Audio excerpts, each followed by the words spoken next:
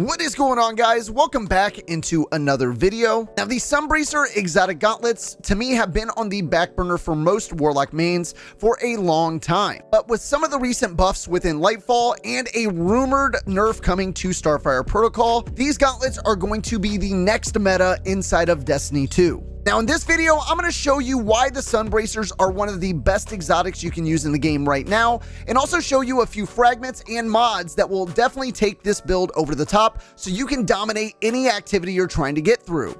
Now before we get into it, if you're enjoying the content on the channel, feel free to hit that thumbs up and sub to the channel. It definitely helps me out and I really appreciate all the support.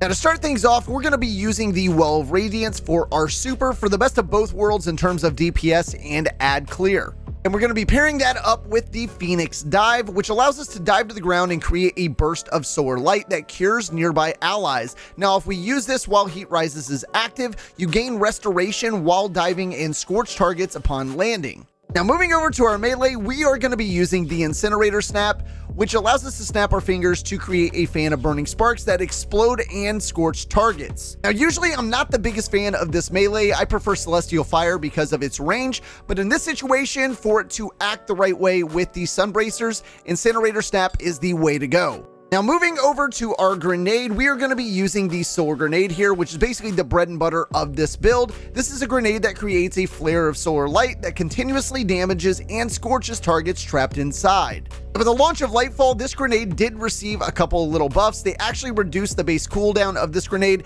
and they also increased the amount of damage that it does in PvE by 20%. Now, moving over to our aspects, the first one we're going to be using is Heat Rises, which allows us to consume our grenade and gives us the ability to fire weapons, melee, and throw grenades while we glide. Final blows while airborne will increase the duration of Heat Rises all the way up to 30 seconds, and it's going to grant melee energy back. Now, usually I'm not the biggest fan of this aspect. I feel like it's a little bit sluggish. I prefer the benefits of movement with Icarus Dash, but because we're using Phoenix Dive, which gives us the ability to proc restoration while Heat Rises is active, and this is also going to give us the ability to constantly get our powered melee back. And we're going to be pairing that up with Touch of Flame, which is going to increase the linger duration of our solar grenades, and it's also going to periodically emit blobs of lava around its perimeter. Now, the best way to take advantage of this aspect is by attaching the grenades that you throw on a wall or on a ceiling, allowing the lava blobs to drip on enemies below. Now, what you'll notice is when you do it that way, the lava blobs will actually drop down in a tighter radius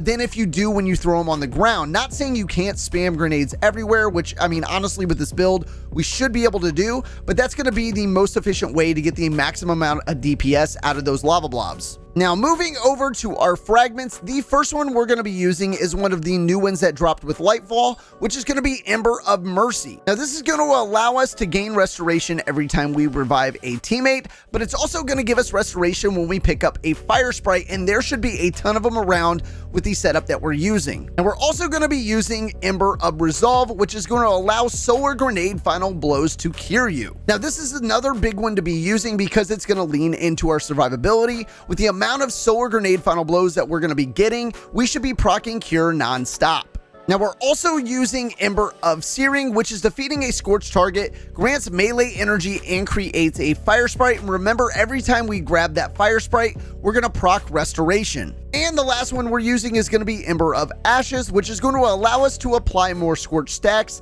to targets. Now, moving over to the armor side of things with this build, I think the stats you really want to focus on here are going to be resilience and discipline. I think the most important here is going to be the discipline so we can get that grenade back as much as possible. We're also using some mods to help us get our super back insanely fast because we're going to be getting a ton of grenade kills, and we're also adding some mods to complement our grenade and get some of our abilities back as soon as we possibly can. Now, starting off on our helmet, I'm running a double Ashes to Assets mod, which is going to allow us to gain bonus super energy on grenade kills. And again, we should get a ton of grenade kills with this setup. And I'm pairing that up with a Void Siphon mod, which is going to allow us to get rapid Void Weapon final blows to create an Orb of Power. Now, honestly, in this slot, you could really put in whichever siphon you want, whether it's kinetic, solar, arc. It just depends on the loadout that you're using. In my opinion, I think it makes a ton of sense to use void weapons because of all the amazing artifact perks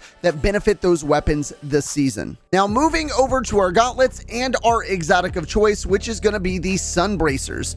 Now, these gauntlets do have the armor perk Helium Spirals, which increases the duration of solar grenades. Solar melee kills grant unlimited solar grenade energy for a brief time. Now, the way these things work is that every time you get a powered melee, you're going to get unlimited solar grenades for 5 seconds, and this is going to allow you to throw up to 5 grenades in that span of time. Now, in terms of mods, the first one we're going to be using here is the Momentum Transfer mod, which is causing damage with a grenade is going to reduce your melee cooldown. And we're pairing that up with the Firepower mod, which is your grenade final blows creates orbs of power. And a melee kickstart mod, which is when your melee energy is fully expended, you gain melee energy. Additionally, your armor charge is consumed and you gain additional melee energy for each stack. Now, you can really start to see the synergy within this build, being that we can constantly get our powered melee back, which is then going to lead to the benefits of Sunbracers and us getting unlimited grenades non-stop. Now, moving over to our chest, the first one we're going to be using is the Charged Up mod, which increases the maximum number of stacks of armor charge you can carry by 1. And I'm pairing that up with a double Void Reserves mod, which is going to increase the amount of ammo I can carry for my Void weapons. Now, again, you can substitute these out if you're using solar weapons or something else, or if you want to put some resistance mods here as well, you could certainly do that too. Now, moving over to our legs, the first one I'm throwing on is going to be Stacks on Stacks, which is picking up an Orb of Power, grants you 1 additional stack of armor charge. And I'm also throwing on an Invigoration mod, which is going to reduce our melee cooldown each time we pick up an Orb of Power. And a Recuperation mod, which is going to replenish our health each time we pick up an Orb of Power as well. Now, moving over to our bond, the first one I'm putting on is Outreach, which is going to reduce our melee cooldown when you use your class ability. And we're pairing that up with a Reaper mod, which is after using your class ability, your next weapon final blow spawns an Orb of Power, and a Utility Kickstart mod, which is when your class ability energy is fully expended, you gain class ability energy. Additionally, your armor charge is consumed and you gain additional class ability energy for each stack. Now, in terms of weapons, you have a ton of flexibility that you could use here. Myself, I still prefer using void weapons this season, so I've been using a Submission SMG, which is amazing for getting some health back. I'm still using Wave Splitter, and I'm pairing that up with a Void LMG. Now, I'm sure there are a ton of great solar weapons that you could throw in the mix here that would synergize with this build really well. I think a couple weapons that come to mind is Prometheus Lens and Callus Mini Tool with Incandescent if you have one. That way you can take advantage of scorching targets and really utilize the benefits of all of those fire sprites to heal with. Now, to wrap things up, this build gives you everything. It's going to give you unlimited powered melees, unlimited grenades, the ability to heal non-stop, and it's going to get your super back really, really fast. Now, if you combine all of that plus the amount of DPS that these solar grenades have the ability to do, and you easily have one of the strongest builds inside of Destiny 2 right now. Now, if you guys have any questions, comments, or suggestions for this build, feel free to leave them in the comment section below. Guys, thanks again for checking out this video. I really hope you enjoy this build, and I will see you all in the next video.